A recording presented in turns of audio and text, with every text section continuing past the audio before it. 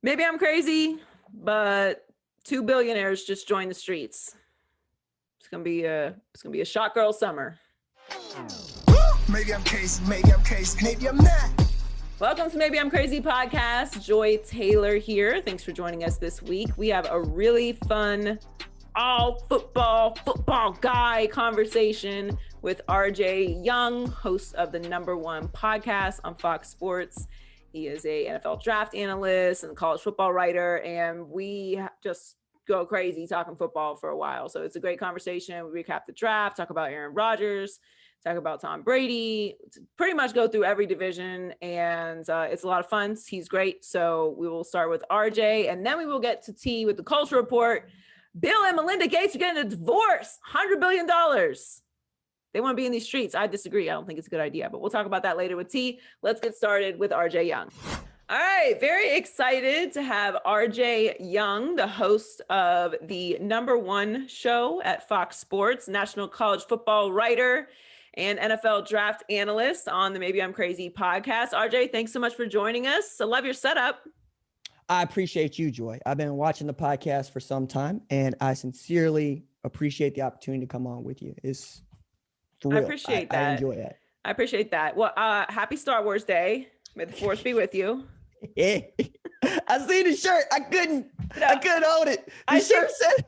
I think I wear this shirt every May 4th. So like I could go back and check, but it's one of two shirts. I have two this isn't obviously a Star Wars shirt, but a Star Wars themed shirt. And then I have another Star Wars shirt. So it's a rotation of one of the two. And the funny thing is I had another shirt that I was really excited to wear. And then I woke up this morning and realized it was Star Wars Day. So I was like, let me postpone that shirt to next week. This is the cash, right? We're very casual on the podcast.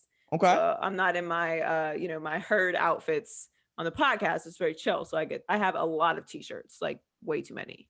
I think we're gonna be friends then, because I got a closet full of t-shirts. So I'm with you. I mean, look, this is Bree. Yeah, like, no, that's a tight shirt. I appreciate that.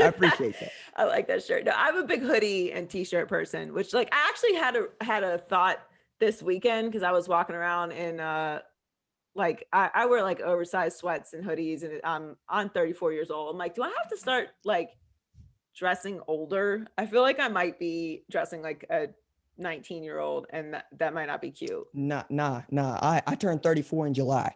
And okay. I'm damn sure not gonna do that. Like I wore basically a prom suit a couple weeks ago, and I caught all kinds of static about it. And I'm like, nah, it's cool.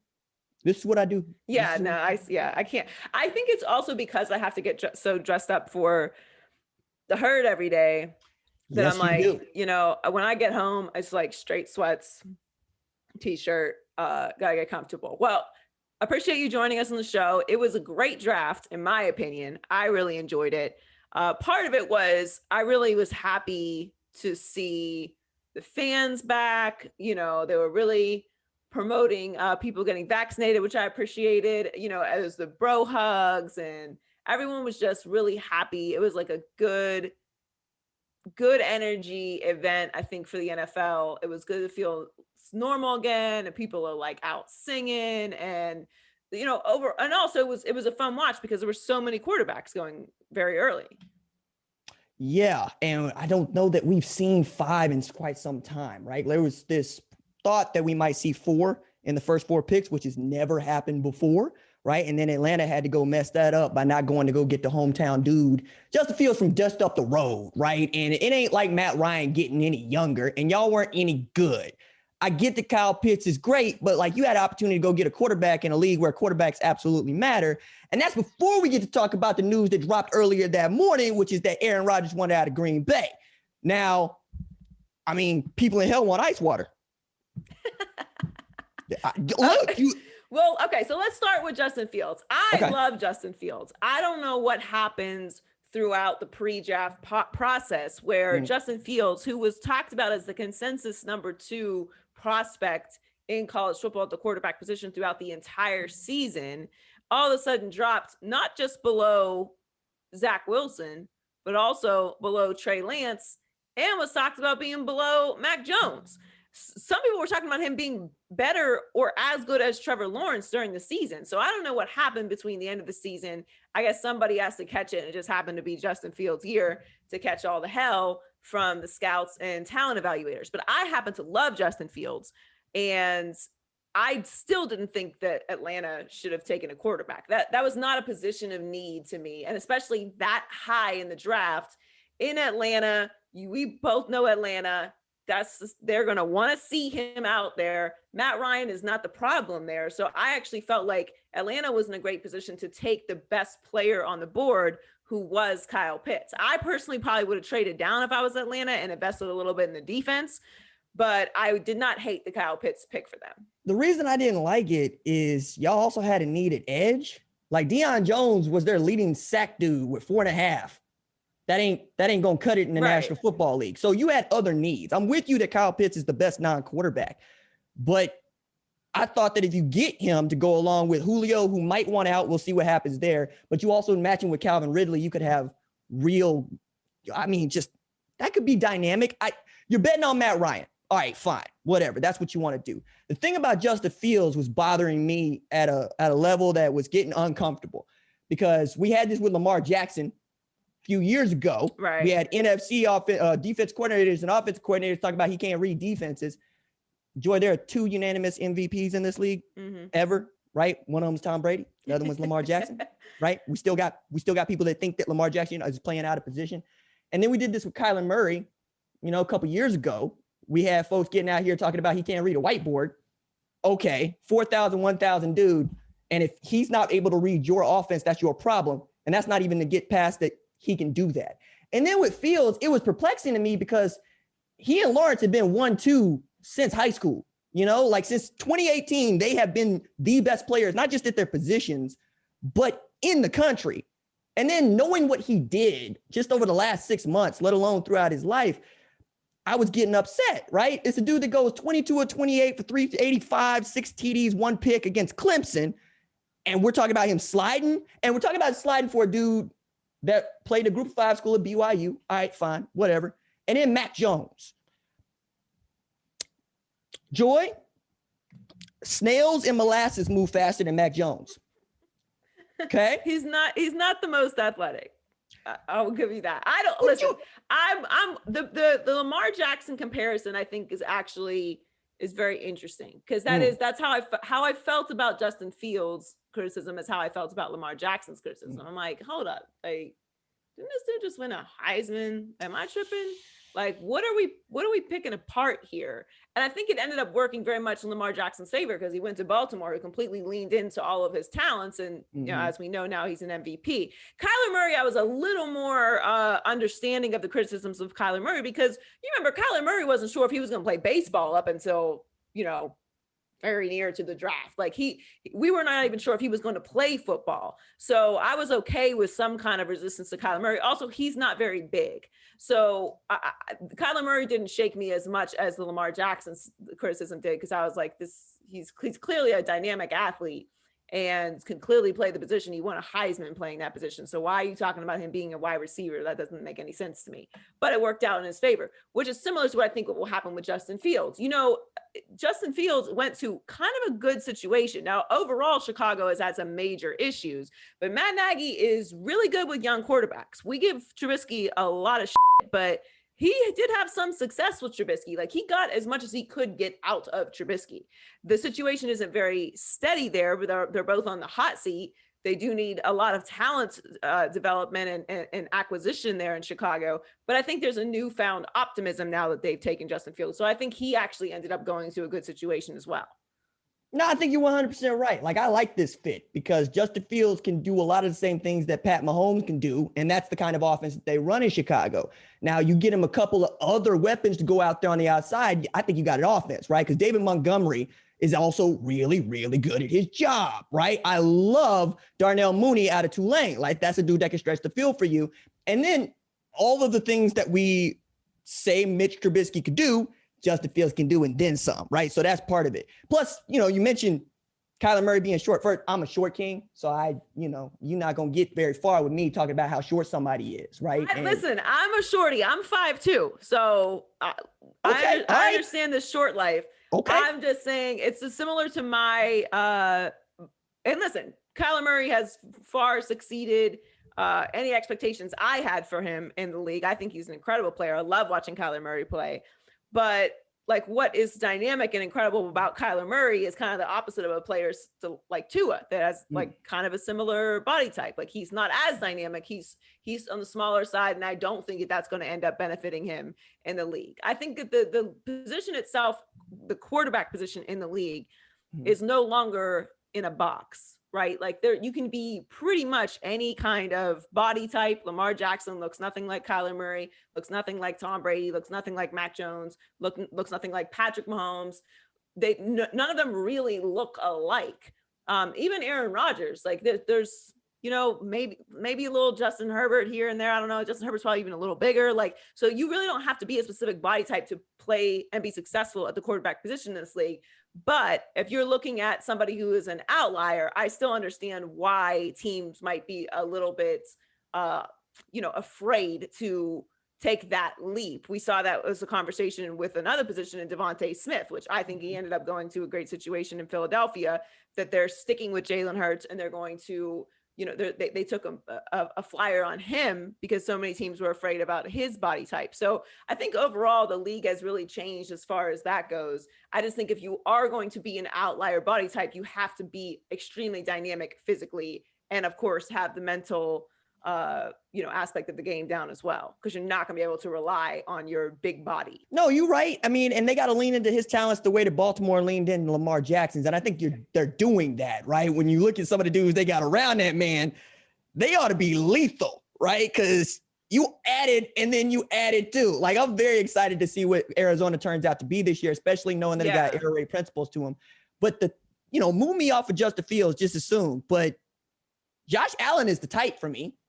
Right? Like if you were going to draft him, you're drafting him because it's hard to bring that dude down. He can run with the football and he got a cannon for an arm.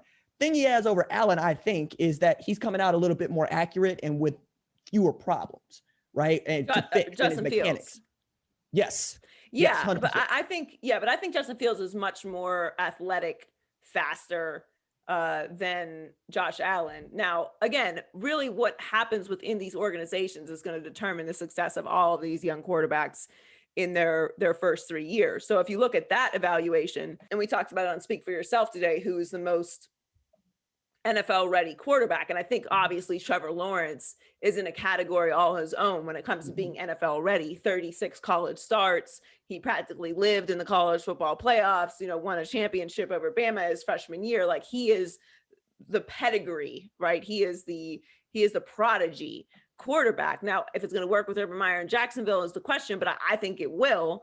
But if you set Trevor Lawrence aside, who I think everyone can agree was obviously the consensus #1 overall pick for a reason, where each of these guys ended up, I think will determine their success. For example, I think Trey Lance went to the best situation right now.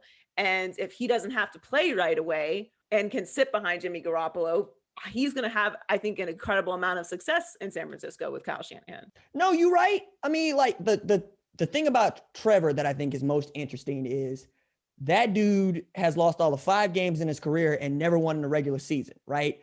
He's lost 2. 2 in college, right? I'm talking about going back to high school. Oh, okay. Right? Yeah, like going on, like he's something like 85 and 5. My bad. Yeah, my bad. No, and 2 in college. Yes. Right. 36 and 2 and so 5 in his entire football playing career. Yes. Right. So either you're going to change that organization or they're going to change you. Right. Because depending on how the schedule comes out, they could go a calendar year without a W. So that's one thing. But Lance is also, like, all right. The way that I got this mapped out in the National Football League, head coaches that have never coached in the NFL don't necessarily get off to a roaring start. Okay. You also had a lot of dudes that I like, but not a lot of them were offensive linemen. Like, all the dudes they got are skill players for me, or they play defense. Like, I love Travis Etienne and I love having him in the backfield with Trevor Lawrence. Mm-hmm. You got to have 5 dudes out there that can block for those dudes and take care of your franchise quarterback and let that dude be the preternatural dude that he thinks he can be. that was a problem in Cincinnati this year. Right, 100%. And that was why I was looking at them going, y'all better go get Penei Sewell, and they didn't do that. But to your point about Lance, I mean, you don't do this unless you think that you're a quarterback from winning the Super Bowl. And it feels that way, right? Like it feels like the Niners are right there if Lance is able to adopt what they can do. And you've already got Jimmy G coming out here knowing what he's supposed to be doing, saying, I'm going to help raise him up and we're going to get him in a position to where he can succeed. Because I think Jimmy wants a Super Bowl ring, and I think he wants us to forget that he threw a pass with his eyes closed in the Super Bowl. I don't know that Jimmy is going to be necessarily a mentor for Trey Lance. I don't really know. I mean, I don't know Jimmy personally at all, but I think it takes a very special kind of individual and personality, an Alex Smith type guy to serve in that role. Because, these are all competitors, and Jimmy G is going to wind up somewhere else. Obviously his time in San Francisco is over. They wouldn't have taken Trey Lance. But what I think is interesting about the San Francisco situation is I'm firmly in the camp that I think rookie quarterback should start right away, especially if you're taken in the top 5, you should be starting week 1. Like number 1 overall pick, Baker Mayfield should have started week 1. Tua should have started week 1. In my opinion, if you're healthy, you should be out there. You should be learning the game hands-on week 1. I understand there is some value to sitting behind a pro and learning how to be a professional. It worked out for Kansas City, obviously worked out for, Green Bay. But when I look at the situations like Kansas City and Green Bay, you had Alex Smith, you had Andy Reid, you had a stable organization, you had a lot of talent. They had the grace period to not put those guys out there, right? To develop them. When if you're going that high, it's time for a quarterback. So it's, you really got to get out there. So I think San Francisco's in a unique situation where I'm okay with them keeping Jimmy G, letting this be Jimmy G's team for one more year while Trey Lance learns, because as we know, Trey Lance did not play last year. He's only played one game in the last, 18 months. So he has a lot of raw talent, but he hasn't played a lot of football as of recently. And it's going to be a big step from North Dakota State to the NFL. The thing that bothers me about Lance is not that he hasn't played as much football in a short amount of time. It's that he hadn't played a lot of football, period. Like he and Mac Jones got the same number of starts. Right. 17, right? But the thing that I also want to point out here is he ain't get hit last year. He ain't injured, right? Like he's not rehabbing anything. Right. He's fresh. That's a year that you get on the end of him that he would have otherwise used at a place like North Dakota State. The other thing that I think is really interesting to point out about all of these dudes is, yo, man, if you have them play right away and you don't have an offensive line that can protect them, what good is it to play them right away? And I think that is the reason why I would be hesitant to throw my rookie quarterback out there, because probably the reason we're going to get a quarterback ain't the quarterback that we had. It's also because we didn't have an offensive line that could protect that dude. Well, you saw that with Cincinnati. I love Joe Burrow, and it was awful to see him go down like that. And I'm with you. I think Jamar Chase is an incredible draft pick for them, but it would have been very tough for me to pass up on an offensive lineman. Now, they did make some moves in the offseason to shore up the offensive line. And, I get it. Jamar Chase is really hard to pass up on. But no, I understand that mentality. I think there is value to one, having a full evaluation of your quarterback, because I think that's an issue that Miami ran into this year, because they played flip-flop with Tua and Ryan Fitzpatrick, and they really don't know what they have in Tua. So they because Bill O'Brien was the worst GM in NFL history, they were able to turn that trade into 400 picks or whatever it is, and wind up with the 3rd overall pick before trading out of it. And if you knew what you had in Tua, it wouldn't even be a question of like, should we stay here? Do we need to trade for Deshaun Watson? Those conversations wouldn't be out there, because they didn't let Tua rise or fall last year. They really don't know what they have in him. So, I just think that in certain situations, it's best to just get them out there and see what they have, so that you can have a full evaluation as you're moving through the next few years and you're building your team. So who to you, I know it's tough to really grade drafts because we don't really know what's going to happen with any of these players, and you really need like a good 3-year space to evaluate how a draft really was. But was there a team's draft, or say drafting an offseason, that really stuck out to you as Like they really addressed all of their needs? All of their needs, no. But I kept looking at the Jaguars going, I know that dude, and I know that dude, and I know that dude, right? And I did that with the Jets too, to be fair, right? I thought the teams that had the most picks actually decided they were going to go build through the draft. I'm also looking at Matt Rule, and I think he's on to something because we were joking about it on the watch party in that man is just refusing to draft anything other than defensive players because he wants to build through the draft on his defense and going to get a guy like J.C. Horn. I had Pat Surtain rated just a little bit higher than him, right? Yeah. But I could see it. Also tells you what they're trying to do. So I really like what they were doing. I also like that Jerry Jones went and got my guy, Micah Parsons, days after Sean Lee decided I'm going to hang it up. And also I'm already looking at that going, yo, man, do we know that Leighton Vander Esch is going to be healthy? Do we know that LVE is going to be okay? Because Jalen Smith looked like he was out there by himself a lot of times, 154 tackles, but he didn't have no running mate, right? So you need to go get a corner. Pat Surtain was gone. Micah was still there. Now you got a running mate for Jalen Smith and what I think is perhaps the coolest inside linebacker crew that I've seen in a very long time. Like, I mean, Jalen going to be out there rocking the dreads. Micah going to be out there walking that Steel City and that Stick City. I'm here for it, right? The only other team that I thought was actually doing a really good job, all things considered, was actually the Chargers. I love what I was going to say. My two teams I think that did the most this offseason as a whole through draft and free agency were the Browns and the Chargers. Well, you look at the Browns, they add Tommy Togiai to the middle of Jadeveon Clowney and Myles Garrett. And for the folks that don't know, unless you're Ohio State fans, then you know. But that what I thought was the best defensive tackle they had last year. And they really missed him in the national championship game. That's going to be a dominant pass rush, right? And to the point about the Chargers, being able to continue to protect a dude like Justin Herbert ought to be your one job. Ought to be your only job as a GM. Let me make sure that the 6'6" rookie of the year has everything that he needs. And then you went and got Rashawn Slater, who I think vaulted into the top of this draft based entirely on how he was able to handle and roll up Chase Young. Like that was it. Because 2019, he was that dude. The other dude that did that was Jackson Carman out of Clemson. So knowing that those dudes were out there, that's what I wanted you to go get.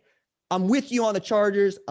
Man, trying to think. There's nothing I would disagree with you on that, except to say I'm looking at the Rams going, do y'all care about the draft at all? Like, yeah, I don't know. I mean, look, I think that the Rams are one of the more interesting teams because they obviously added Matthew Stafford, but they lost a lot of pieces this offseason as well, outside of, the Stafford Goff trade. And, this division is always flip-flopping who's at the top. So if I'm looking at this division right now, I think you got to go Seahawks, right?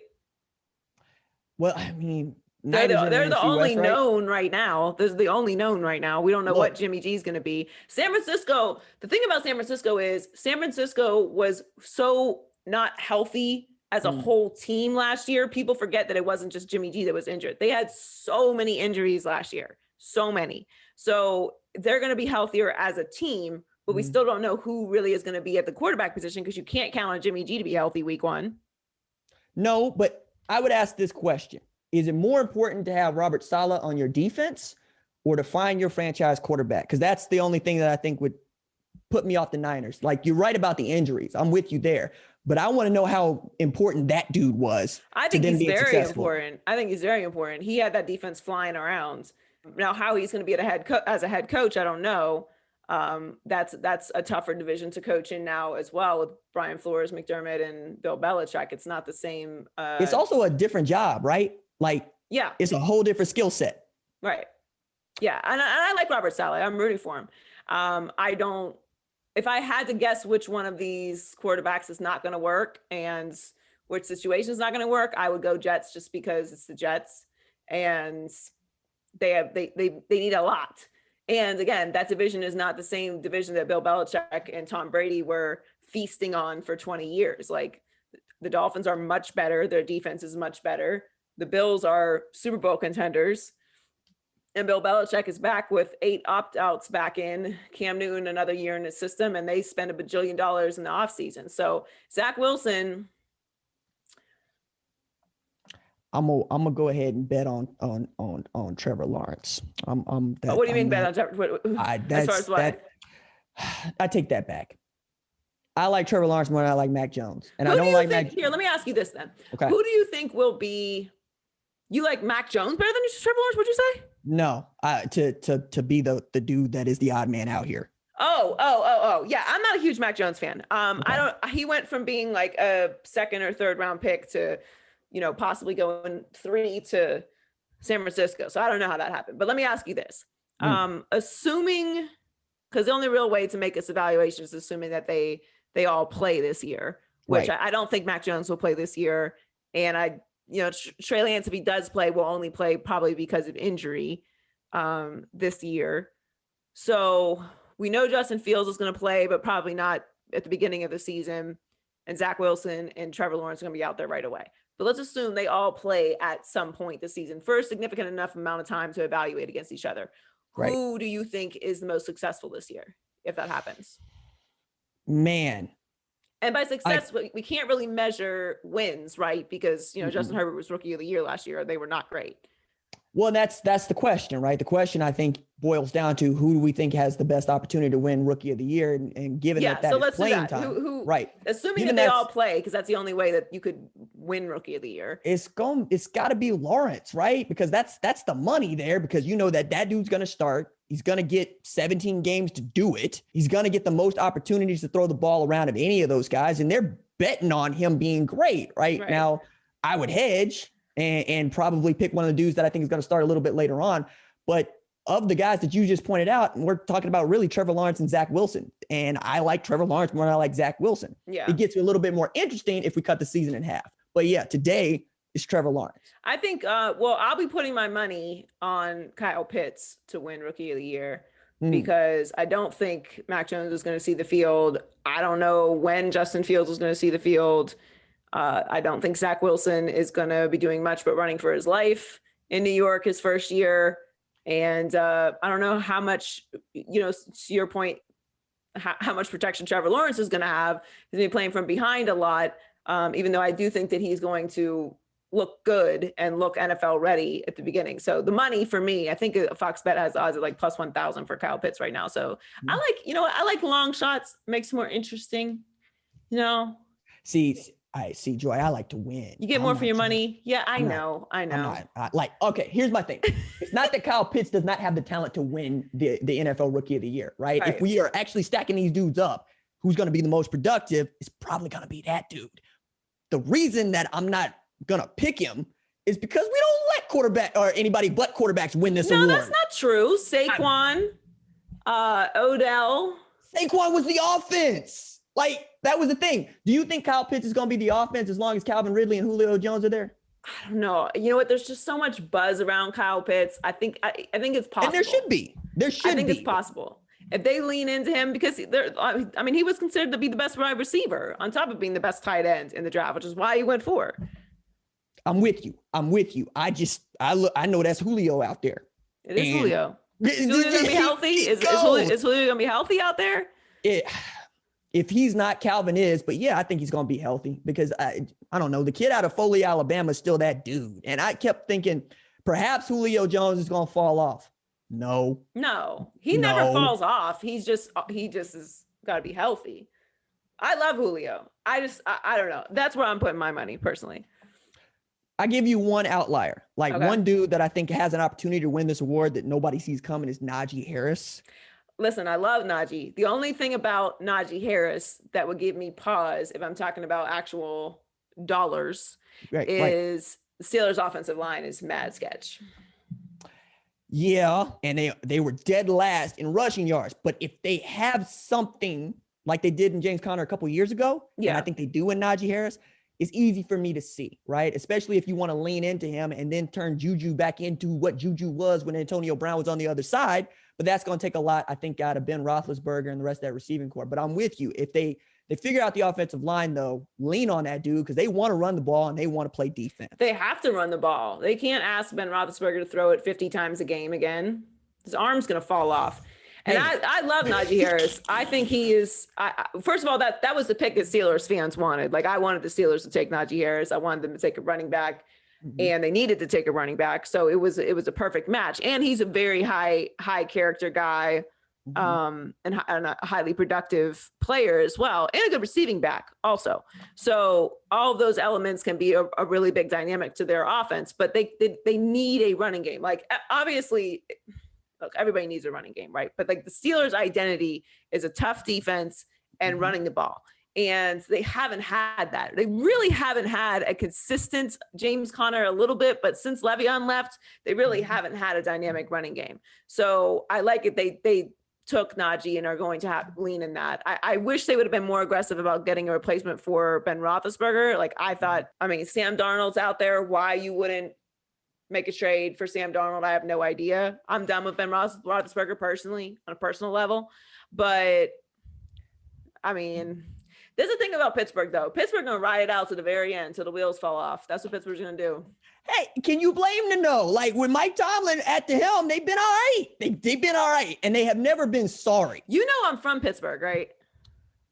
I might have guessed. Yeah, I'm from Pittsburgh. I might have guessed. So I really like it. It's painful for me to watch them become. Hey, look.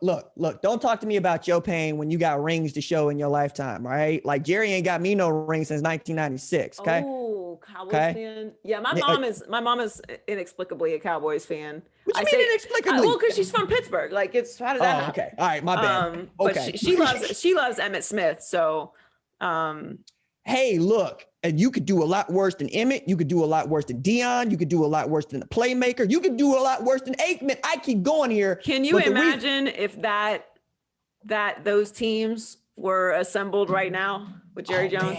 Man, it'd be so much fun. Like, and let Jimmy coach the team. All right, so that was the reason I fell in love with the Cowboys. Jimmy Johnson? Yeah, Jimmy understood. Jimmy got it. Like, Jimmy didn't care what you did as long as you went out and won him football games, right? And I do love the psychology behind, like, I think his degrees in industrial psychology.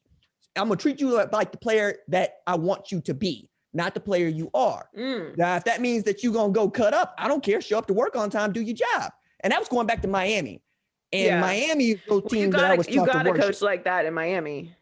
Oh, man, look, I want a coach like Jimmy. I love Jimmy. Jimmy drafted my brother. So, yes, Jimmy is the best in my opinion. So why you still riding with the Steelers then?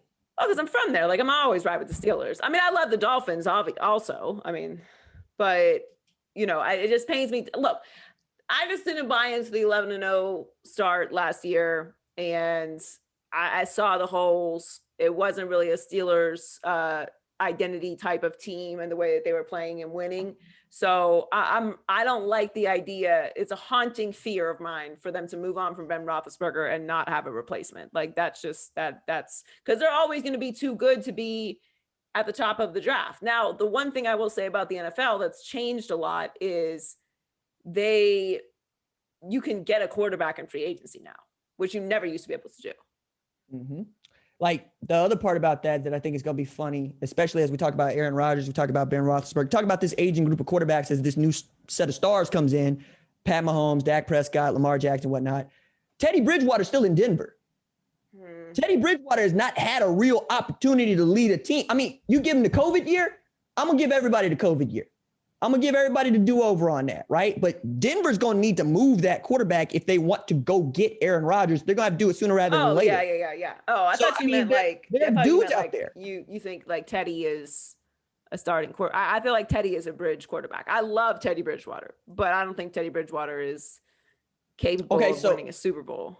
Do you think he's more capable of winning a Super Bowl than Jameis Winston? I don't know. I got to see Jameis this year, but honestly... he got his eyes fixed though, Joy. I know. Okay. I'm saying I like Jameis. I like this new version of Jameis. He got in shape. He had a year under Sean Payton. He got surgery. He seems like he is now like he's been humbled. I don't really believe in being humble, but like it's this.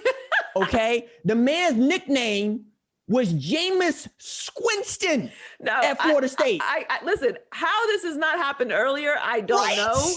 I didn't like. that way. I didn't like Jameis coming out of college because of the maturity issues. And I didn't really like that draft at all. I didn't like Jameis coming out, and I didn't like Marcus Mariota.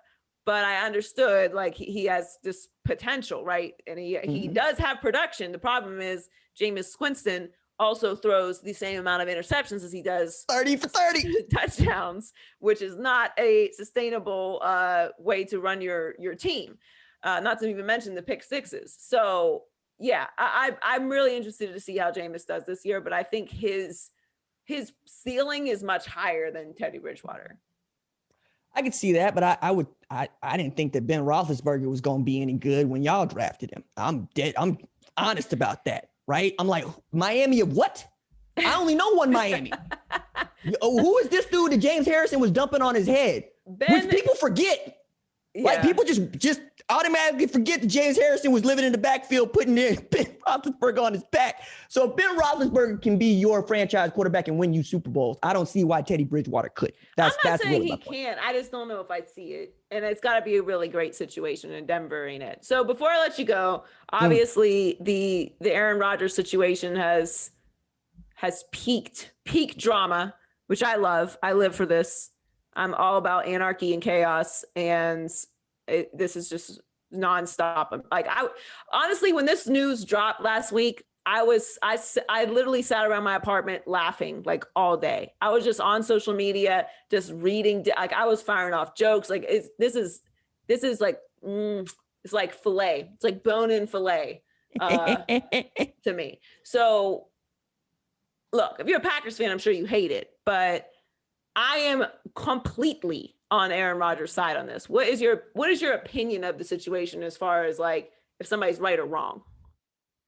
I think Aaron Rodgers signed a contract, and I'm not the dude to say live out your contract. I usually side with labor on these issues, right? Because ownership's going to do what ownership does, and we have lots of data in and out of sports to show that.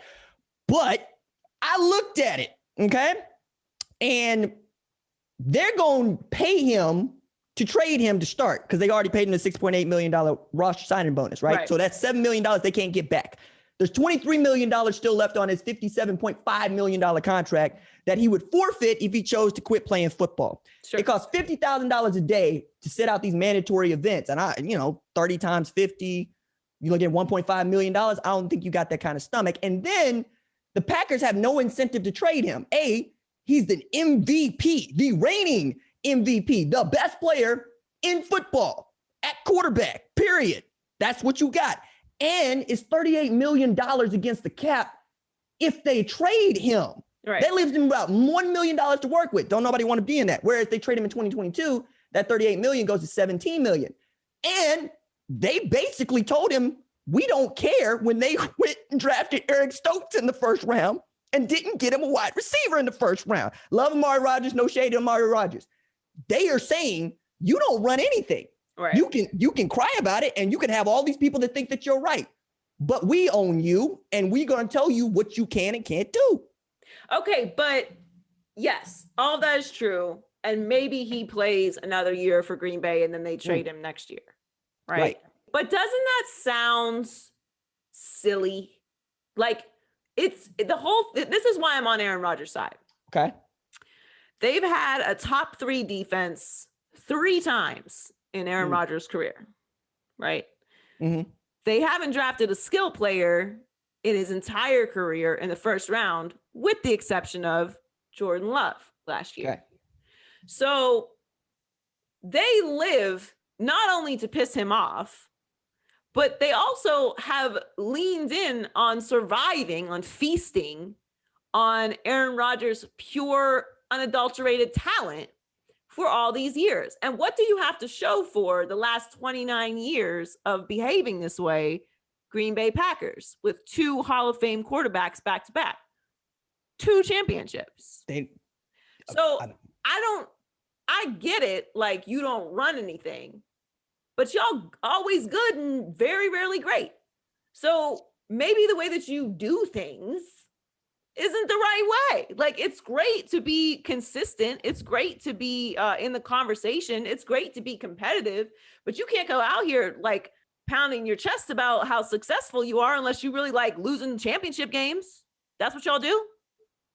I mean, they make it to championship games. Cowboys don't make it to no championship games. All right, look. I hear you, but I don't like the way the Cowboys do business either. Like, I like talking about the Cowboys. I like talking about the Cowboys. I like watching the Cowboys, but they're not a winning organization. And that's not shade. Those are facts. So how you do business actually matters. So when you look at an organization like the Chiefs, or you look at an organization like the what the Seahawks have now done with Russell Wilson after he complains, right? Actually, you know what, Russ? You're right. Let's listen to you a little bit. Let's bring you into the table, right? Let's have conversations, right? Bill Belichick didn't do this. Where's Tom Brady at? He and Tampa Bay just won a championship and a Super Bowl MVP, and they listened to Tom Brady. They consulted Tom Brady about drafting Kyle Trask. So Tom Brady's cool. They brought in players that Tom Brady wanted to bring in. You know, when you have a high level talent, it does have value to not only keep them happy when you are in a talent-driven business, but it also is a value to you to listen to them because you don't do what they do. There's certain things in business you can't do. You might be the executive, you might be the one that signs the checks, but you don't do what you pay these people to do, that you're signing checks for them to do. So maybe they have a perspective that can be helpful to you because they're the ones 10 toes down in the dirt. You know what I'm saying? So like, I really don't respect when organizations are like, we own you, or you signed a contract, or this is the way we do business, unless the way that you do business results in championships. Because it doesn't with Green Bay. You make it to NFC championship games and lose.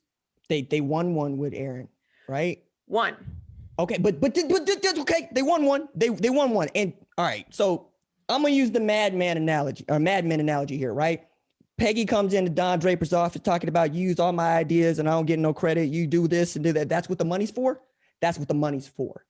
You are getting paid to be Aaron Rodgers, not to be Aaron Rodgers with all the bevy of assortments and weapons that you want, to be Aaron Rodgers. And they also have data to show when we piss you off, you play MVP caliber football, period. Why would we mess with that? And to the point about Jordan Love, like, you drafted him because you thought Aaron Rodgers was washed. You were wrong. You're also fully within your rights to keep playing him. Now, I also think there's a way to handle this if you're Aaron Rodgers, because Aaron Rodgers ain't the kind of dude that's just out here telling everybody that he's trying to get along, okay? Right. This is a man whose teammates said on 60 Minutes, he a little sensitive. We got to take it easy on him. You got a couple that wins a trip to meet Aaron Rodgers. Husband of the couple says, you're a lot shorter than I thought you were. Which I like get a whole lot. And he says, I don't appreciate that at all, and walks off. I get that you are talented, but last time I checked, you need 3 things to get jobs. Be good at your job, be on time, and have people like you. 2 of those things is really all you need, because if you're on time, people like you. They don't care if you're good at your job. But if you're good at your job, you better be on time, right? Well, I don't know if that applies to Aaron Rodgers, because here's where I would push back. I will take competent over nice when it comes to work. Now, in your personal life, you better be nice to me, okay?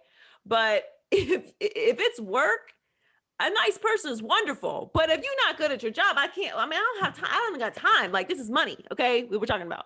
So that's yours, right? Right. But when you are in a competitive industry like the NFL that is talent driven, then I don't think you necessarily have to be nice and cuddly to be successful. I think Aaron Rodgers has shown that. So you're making that point with Green Bay, right? Like, because like they're not being nice and cuddly with Aaron Rodgers. What is the benefit of that though? Because while Aaron Rodgers did win an MVP this year, they still lost the NFC Championship game. So you had another because he wasn't that good. What do you mean? He wasn't that good. What are you talking about? He wasn't that good. He won the MVP. No, in the NFC Championship game. Okay, well, he can't do everything.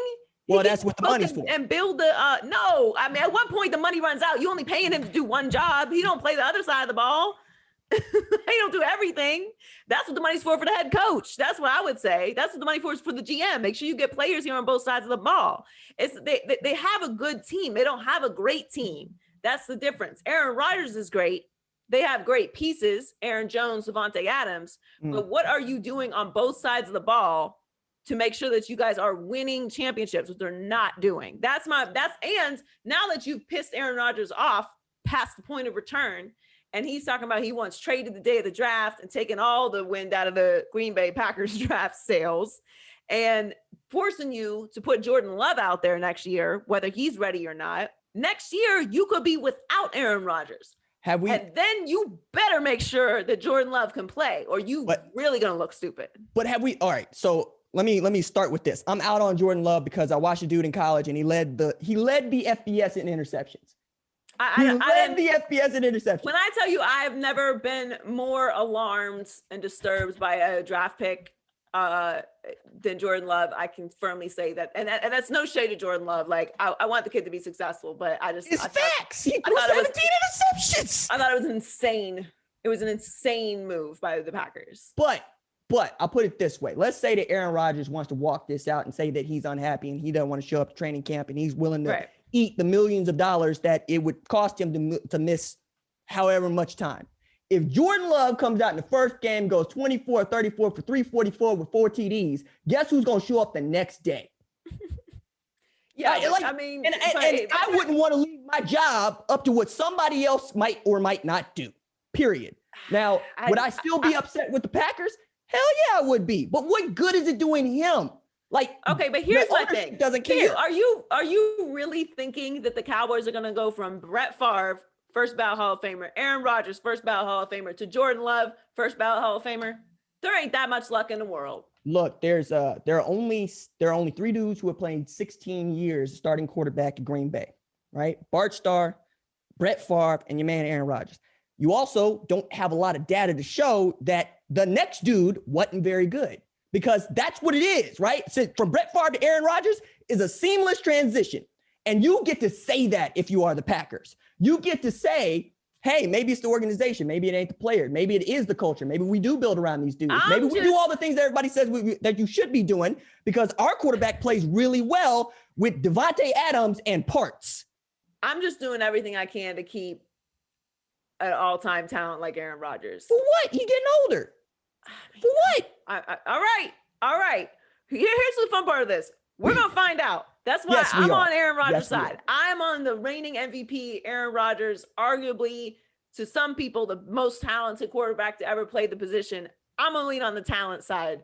He ain't that old. So I'm going to lean on that side. I am not going to count on the Packers going from Bart Starr to Brett Favre to Aaron Rodgers to Jordan Love shutting down the league next. That's just too much luck in a row. I don't believe that, but I can't wait to find out, because I'm team A-Rod all the way. I don't mind that he's difficult. I just think look, we're in Hollywood, right? Talent is difficult, right? I get upset if I lose my special pen. I need my special pen. I can't function without my special pen. I got my heated blanket at my desk. I want my coffee at a certain time. I eat the same thing for breakfast every morning. You know what I'm saying? Like, I need my stuff in order. I'm not difficult. But Joy, some people might think I'm difficult. Joy, you get to do that, okay? And I understand the flex is there, and I understand that Aaron Rodgers got a flex there too. Little old me, I live in Tulsa, Oklahoma. When they ask me to do stuff, I do stuff, right? Listen, I hear you, but that's how it goes.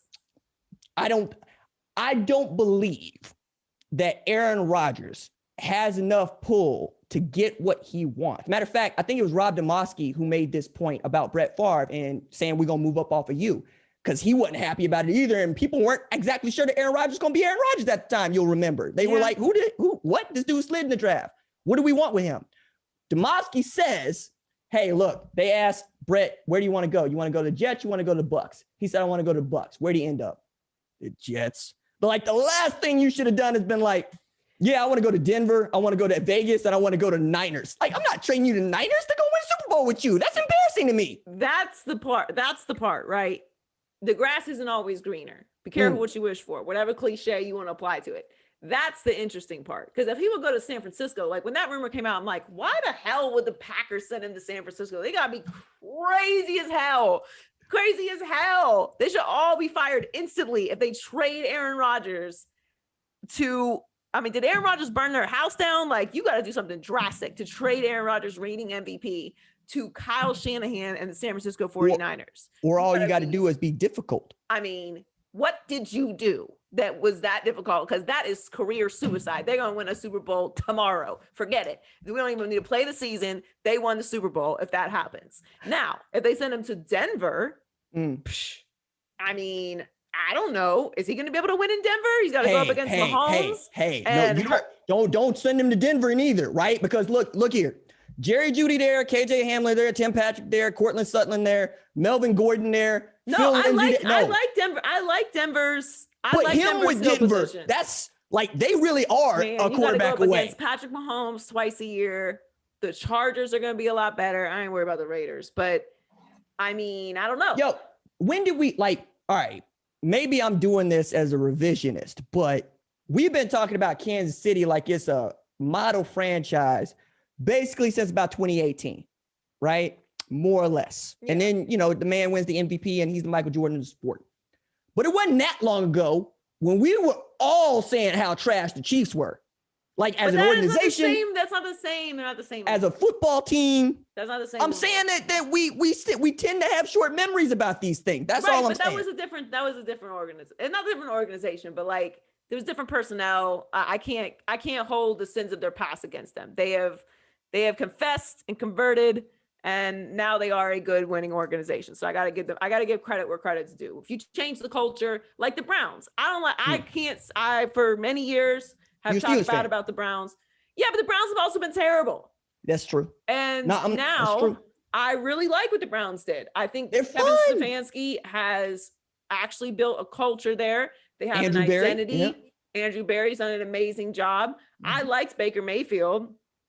And he's completely leaned in to Cleveland. I thought they used him in a great way. They build up they have a great roster. I think they have the third best roster in the league behind Tampa Bay and Kansas City.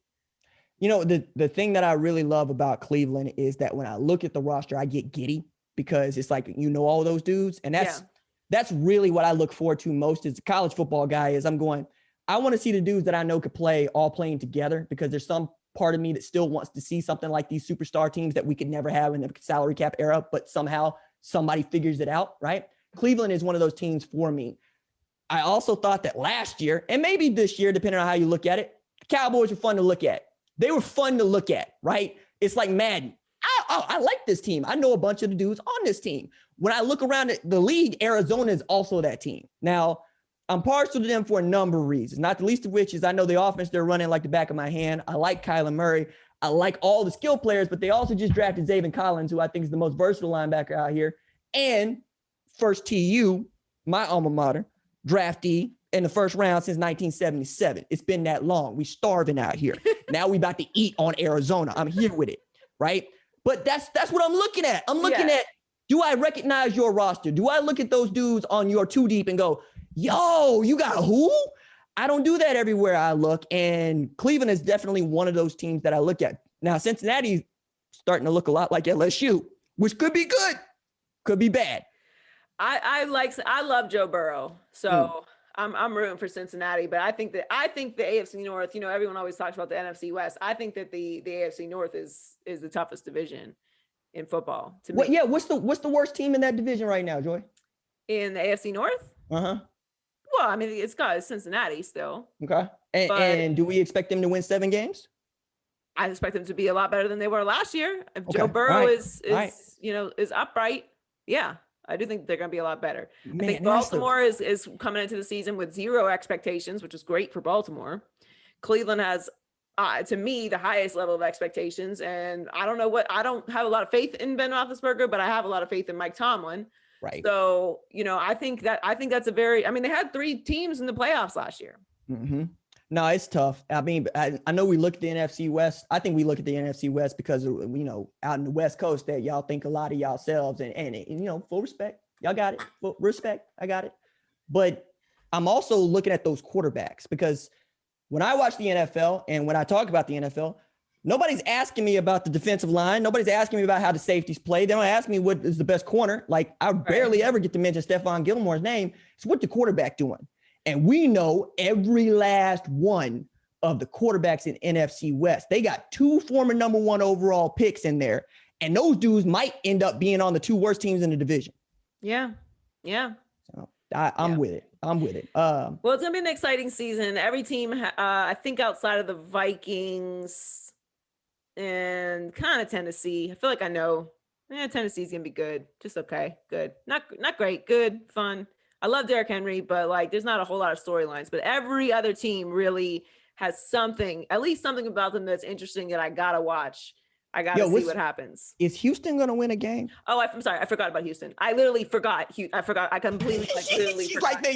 We're literally way over there. That they were. Do they play NFL football? That they are even in the NFL. Oh my God. I don't know. Like, Houston's drop off has been just remarkable. Really. At one point, y'all had Deshaun Watson, JJ Watt, and DeAndre Hopkins on the same team. Yeah.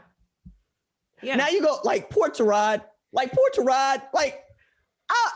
Tyrod's a Pro Bowl quarterback. He took Buffalo to the playoffs. They have somebody's Pro Bowl. They have somebody's youth pastor who crip walks. They really do. I can't. I won't allow it to be. I can't have it in my life. So yeah, I literally, like, I saw that and was like, oh my God. No, like that can't be successful. God doesn't believe in that. If you're gonna be bad, be not the all God the I way serve. bad. Nope. All right, who has a better chance to go winless?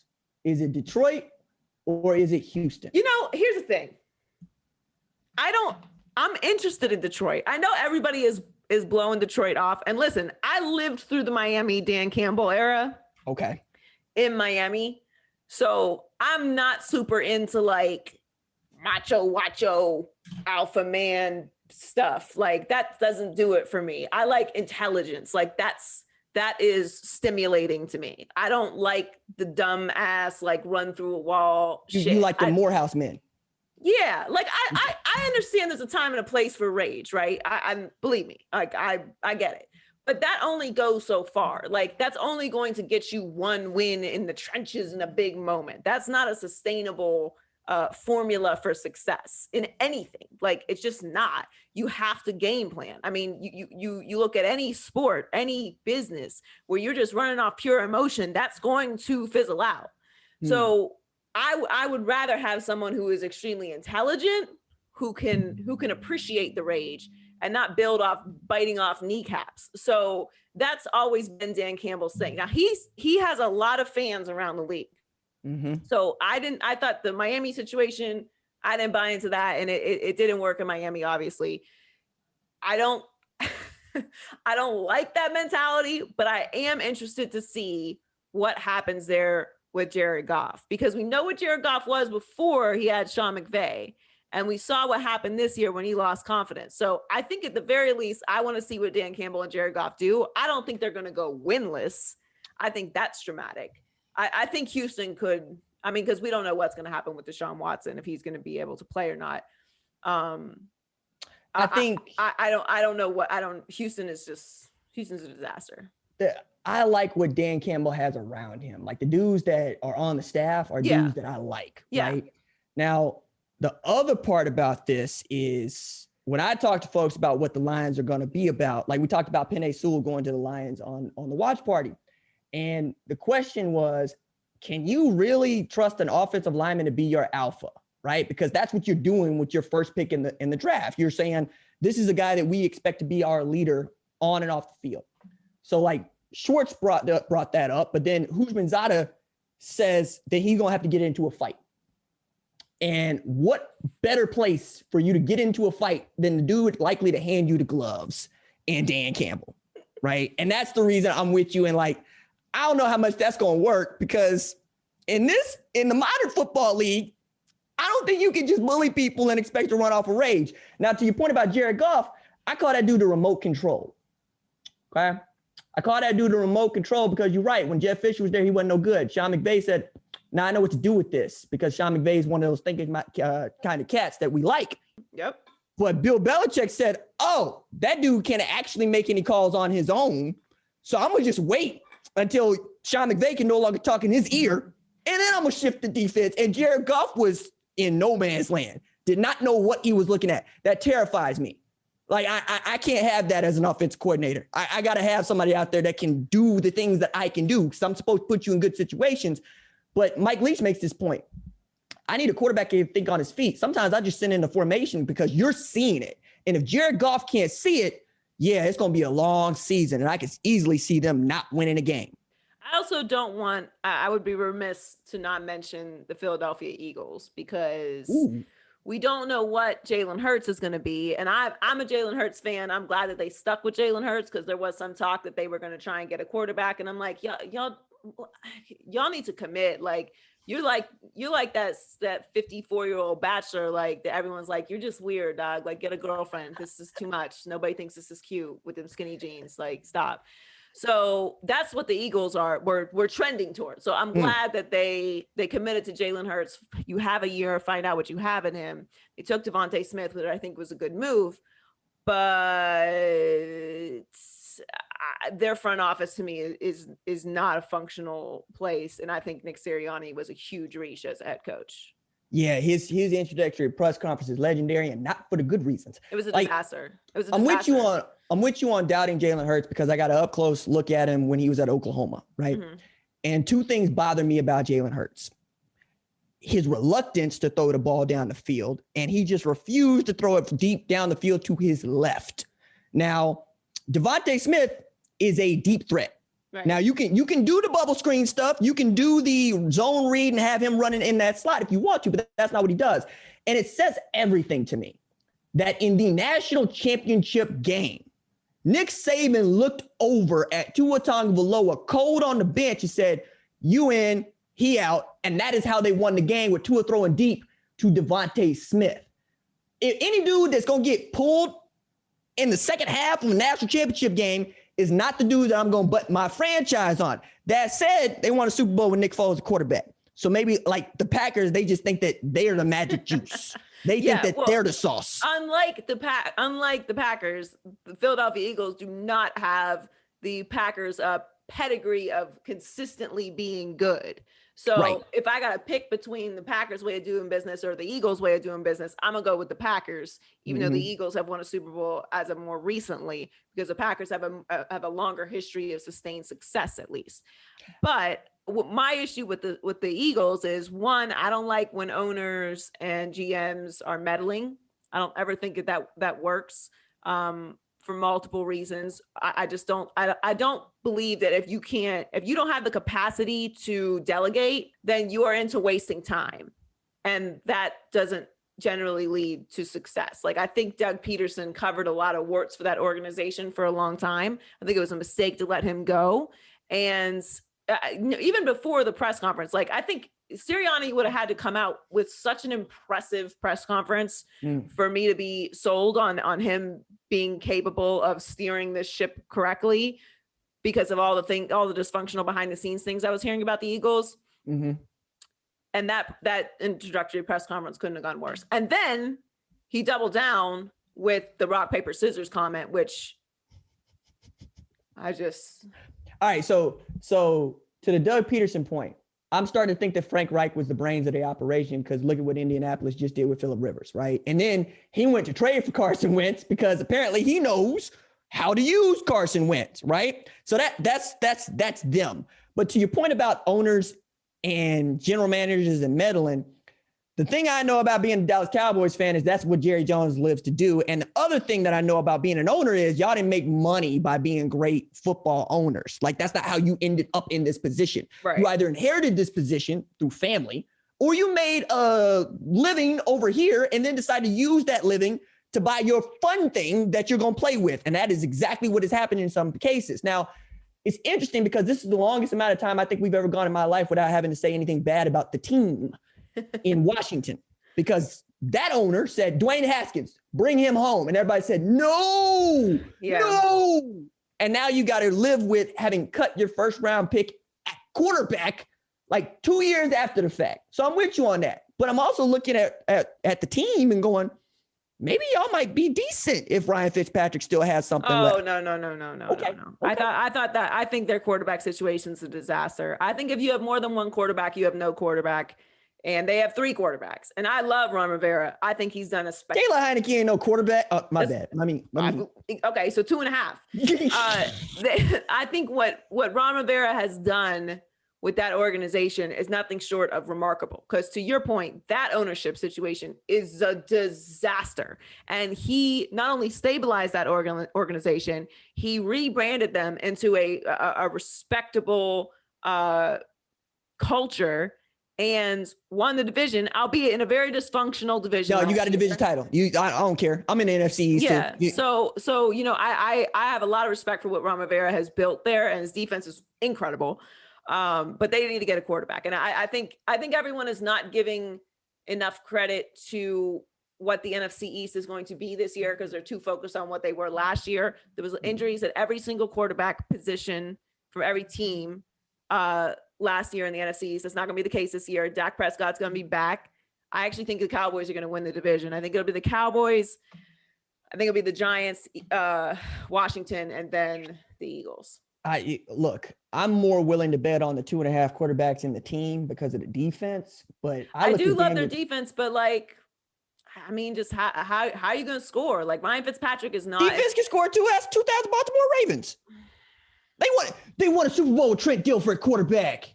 Yeah, I mean, well, listen, Washington's not winning a Super Bowl. Let's just. I'm just saying. They might win. They might have a chance to win the division. I don't think so. And it's no shade to Ryan Fitzpatrick, but Ryan Fitzpatrick is backup quarterback, and I don't know why people keep getting confused about this, but they're gonna find out that he is a backup quarterback. Because every now and again he go for like 404 TDs and like 3 picks, but yeah, and then the next week he's gonna throw for 120 yards and 4 picks. Right, and then we're going back to talking about him. He went to Harvard. I don't. Yeah, care. Did you know that he went to Harvard? Man, I ball up my fist. Ooh, no, but like Giants, I got them finishing dead last. No. Come on.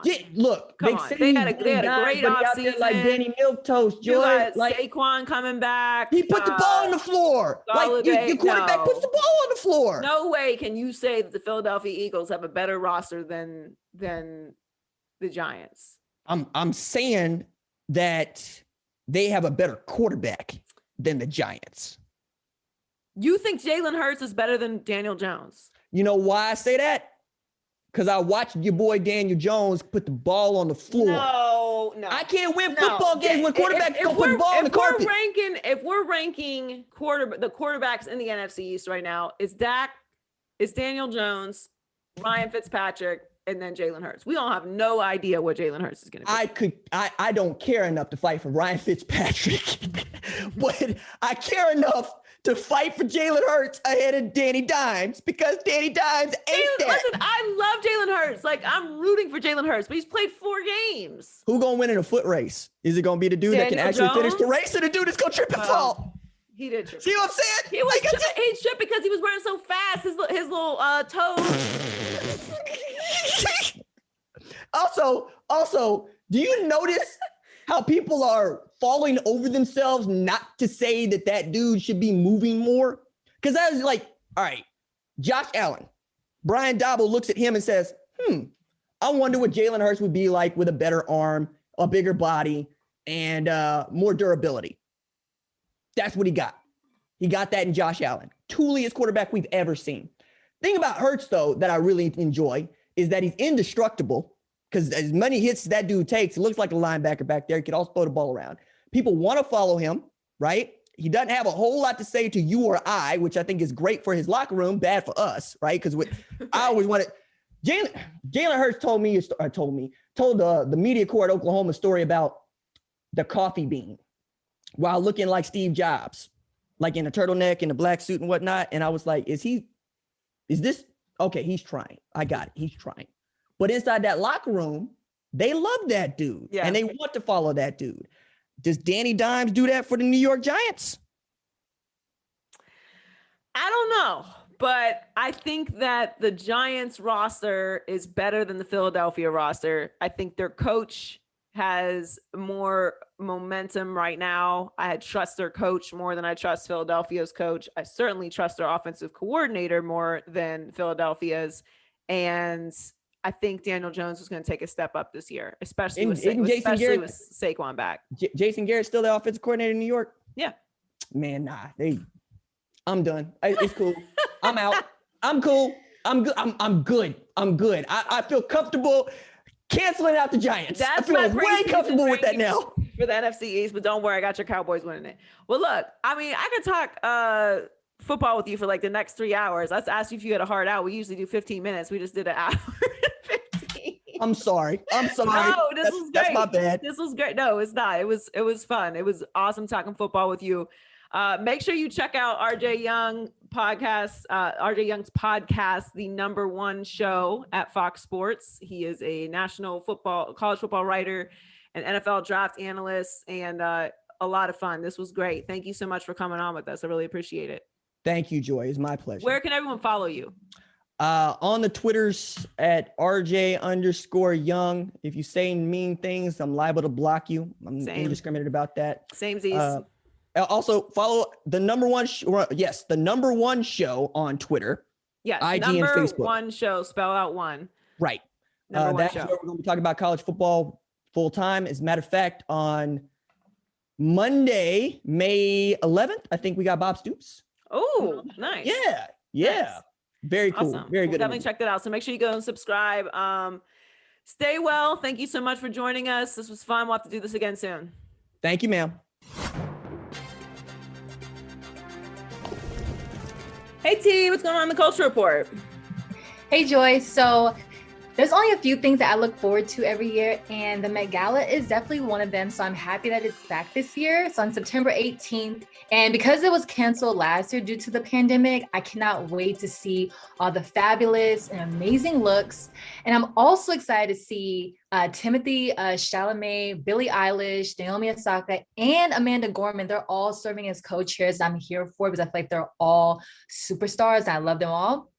So Joy, I know that you love the Met Gala as well. So how excited are you for it this year? I love the Met Gala. I love the fashions. What is the theme? So the theme for September 18th is called In America. It's a lexicon of fashion. And then that's the first part. Now there's a second part, In America and In America and Anthology of Fashion. That's going to be on May 5th of next year. So kind of get a double dose of it. In America. I always like, I like knowing the theme because I like wondering what directions certain stars are going to go in, and then like thinking of what direction I would go in based off of the theme. Like I loved the camp theme. Whatever it was, I think 2 years ago, or maybe it was 3 years ago, when Katy Perry came and like the chandelier and like everyone, and the Cinderella dress with Zendaya. Like, so I loved that theme. I loved the church theme. I thought everyone was really creative with that one. So yeah, I'm very excited for the Met Gala. And the Met Gala coming back feels like, okay, things are starting to get back to normal. Like the NFL draft this weekend, they had fans there, had performers, like everyone was like singing Sweet Caroline together. I was like, oh, okay, like things are slowly starting to feel a little bit normal again, and that makes me happy. Yeah, same. I know that they also said that there's going to be some strict guidelines, but also so many people have gotten the vaccine and they're going to continue to do so. So I think everything will be back to normal by the time the Met Gala happens. So yeah, I'm excited. I'm also really excited that there's a lot of Marvel movies coming out. So I'm super excited about that. But Wakanda Forever is the Black Panther sequel, is one in particular that I'm just super excited about because I love Black Panther. It was such a great movie. It was announced that the sequel will be out July 8th of 2022.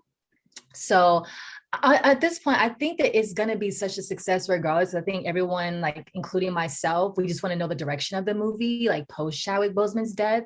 So, I mean, I hear that they're not going to replace T'Challa, but I'm really curious to see as to how the storyline will go. But I know either way that it's going to be great. I feel like that they'll do it justice and at the same time pay their respects to Chadwick Boseman and honor him. But Joy, how do you feel about Wakanda Forever? And I honestly love the name. I think it's kind of badass. Do you agree?